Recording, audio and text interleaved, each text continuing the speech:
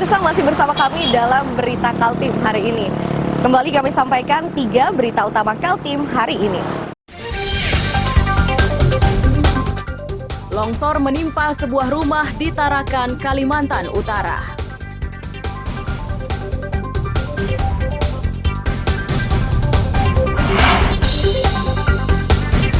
Hakim di Balikpapan ramai-ramai cuti guna menuntut agar kesejahteraan hakim mendapat perhatian dari pemerintah.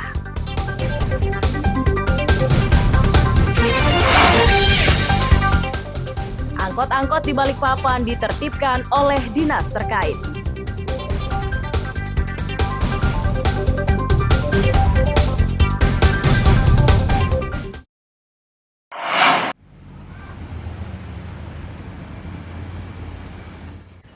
Suasana Pengadilan Negeri Balikpapan sepanjang Selasa siang tidak seperti biasanya. Aktivitas persidangan juga tidak terlihat di lembaga pengadil tersebut. Ini terjadi akibat hakim di Pengadilan Negeri melakukan cuti secara bersama. Situasi yang sudah terjadi sejak tanggal 7 Oktober 2024 itu akan berlangsung hingga 11 Oktober 2024. Tahan Rul ya, kayak gitu Rul, tahan.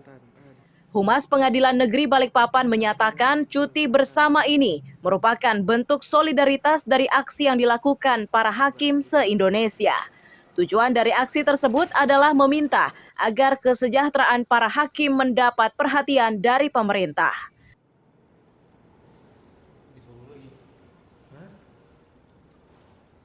Sebenarnya hanya tujuannya itu kan pertama itu kan hanya mau memperjuangkan kesejahteraan hakim, terus kemudian mengembalikan wibawa dan martabat hakim, terus meningkatkan independensi hakim dan kualitas hakim ya, kualitas sebagai penegak hukum. Ya itu tujuannya itu sebenarnya hanya itu, cuman teman-teman hakim ini dengan tujuan itu kok dengan sudah 12 tahun gaji tidak naik itu ya. Jadi ya berjuang supaya kita ini adalah peningkatan kesejahteraan ya. Para hakim ini berharap tuntutannya direspons pemerintah agar mereka bisa bekerja lebih giat. Amir Hamzah dan Riani Mantini melaporkan dari Balikpapan.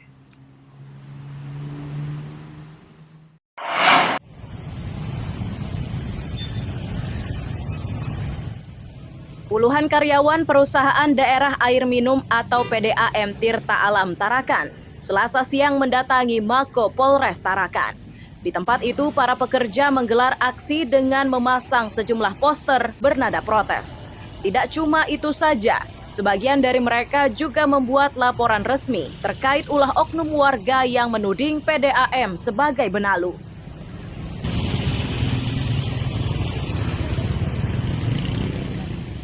Manajemen PDAM menegaskan terdapat 2 nama yang mereka laporkan ke polisi. Sikap tersebut didasari pernyataan keduanya yang menyatakan bahwa PDAM mengalami kebangkrutan. Para pekerja PDAM ini menyerahkan sepenuhnya pasal yang dijeratkan kepada oknum warga tersebut.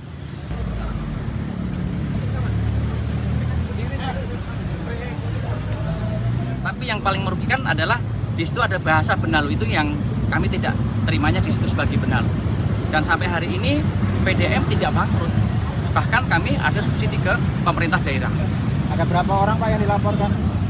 Sementara saya nggak bisa menyebut berapa orang, yang jelas saya ada screenshotan dari grup-grup WA, salah satunya ada JD, juga ada Hadi.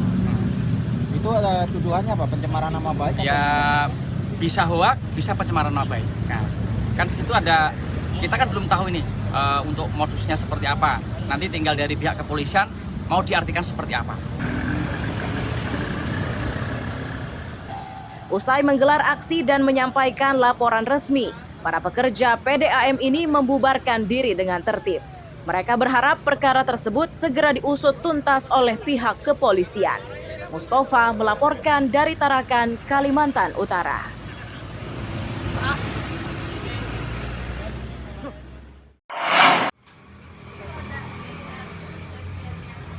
Barang bukti narkotika jenis sabu-sabu dengan berat 2,5 kg ini merupakan hasil pengungkapan Badan Narkotika Nasional Provinsi atau BNNP Kalimantan Utara.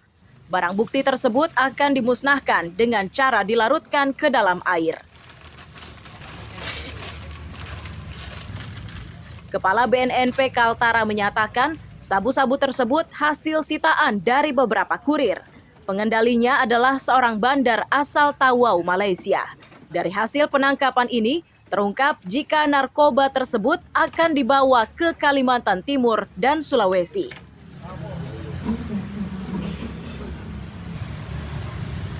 Pemilik barang atau pemberi barang itu dari Malaysia. Kemudian rencananya mau dibawa kemana kalau sudah sampai di Memang Tarakan? masuk ke Tarakan. Nah, Dari biasanya masuk ke Tarakan itu alurnya bisa kemana-mana. Bisa untuk konsumsi Tarakan sendiri, juga bisa ke nyebrang ke Tanjung Selor. Nanti dari Tanjung Selor bisa ke Berau, ke Kaltim, atau dari Tarakan melalui jalur laut dia menuju ke Sulawesi. Kalau yang kasus ini dia rutenya kemana pastinya? Apakah ke Sulawesi? Sementara karena dia hanya pembawa barang, jadi dia hanya tujuannya ke Tarakan. Yang memerintahkan Pak? Ada, yang perintahkan itu dari orang Malaysia, pengakuan dia.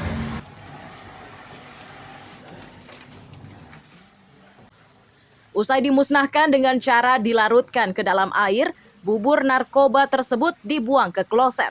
Sementara tersangkanya terancam hukuman hingga seumur hidup. Mustafa melaporkan dari Tarakan, Kalimantan Utara.